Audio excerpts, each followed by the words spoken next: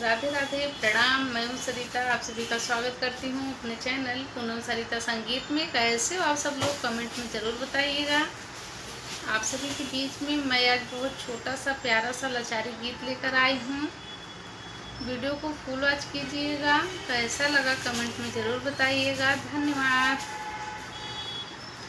बन बीचे ठन ले बालड़ैया, हे रावणवा पापी। बन बीचे ठन ले बालड़ैया, हे रावणवा पापी। बन बीचे ठन ले बालड़ैया, हे रावणवा पापी।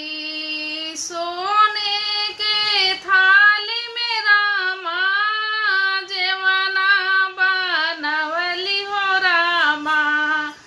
सोने के थाली में रामा, जेवना बनवली हो रामा।